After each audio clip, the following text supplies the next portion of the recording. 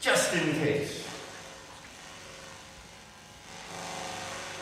This is a song. It takes place. It's a slightly involved story, but probably appropriate for a library. It's in Arizona, Utah, this area where it looks like another planet. It's long stretches. It's really hot. The highway never ends, and you meet people, you meet insects, you meet creatures out on the road, and some are imaginary and some are real while you're driving. Well, out on the road at a particular time, I met this butterfly who had this fantastic wingspan that was nearly 2 feet wide.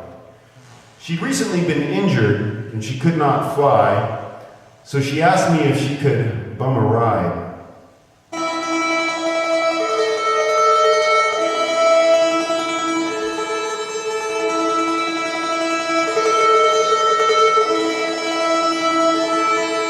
In the shell of her old chrysalis, she carried her things, she tossed it in the back and stretched those beautiful wings. She sat there next to me with her front legs on the dashboard, those wings folded behind her and her little head cocked forward.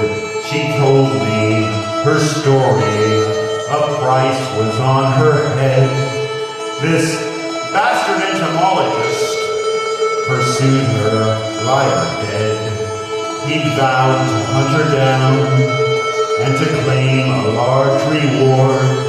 He captured her and drugged her and he nailed her to a board. Her escape was narrow. She'd torn through her own wing. She saw my look of horror and she started to sing. I'm going to a no man's land because men and violence are intertwined. I'm going to a no man's land because men and violence are intertwined. Well, I see, I said, but not all men are violent. I'm not a violent man myself. She laughed and said, try not to get too attached to me, 'cause soon I will be well and I will fly away from thee. One afternoon when we stopped into a diner for a meal, she laughed and laughed about the plastic flowers on the tables. She watched the birds and tumbleweeds with fondness and with envy. I started seeing through her eyes the passing desert scenery. We came across some sad roadkill, a beautiful coyote. She sighed her butterfly sigh and once again sang softly, I'm going to a no man's land because men and violence are intertwined. I'm going to a no man's land because men and violence are intertwined.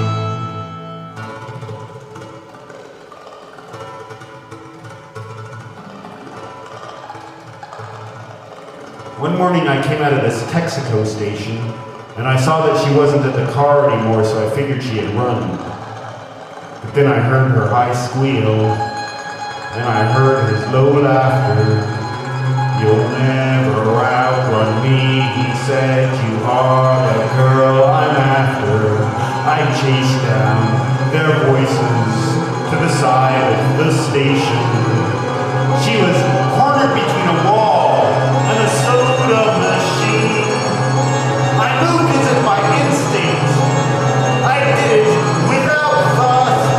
I clipped him, and I kicked him, and I grabbed him around the throat.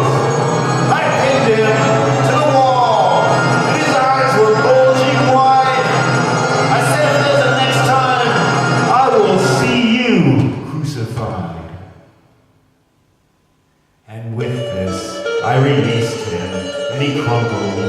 to the ground. The butterfly was gone again when I turned around. But then her little song drew our attention to the sky. Though with a certain lack of grace, she had begun to fly.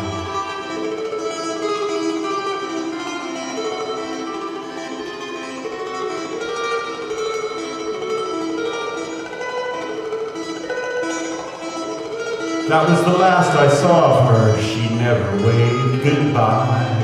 She just flapped off and disappeared while singing with a sigh.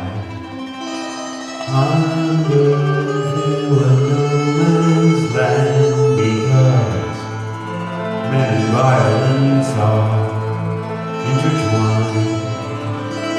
Under a no man's land, because men and violence are intertwined.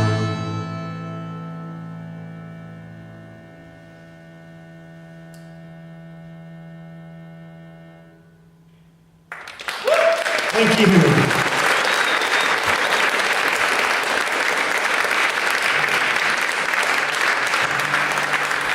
Thanks so much.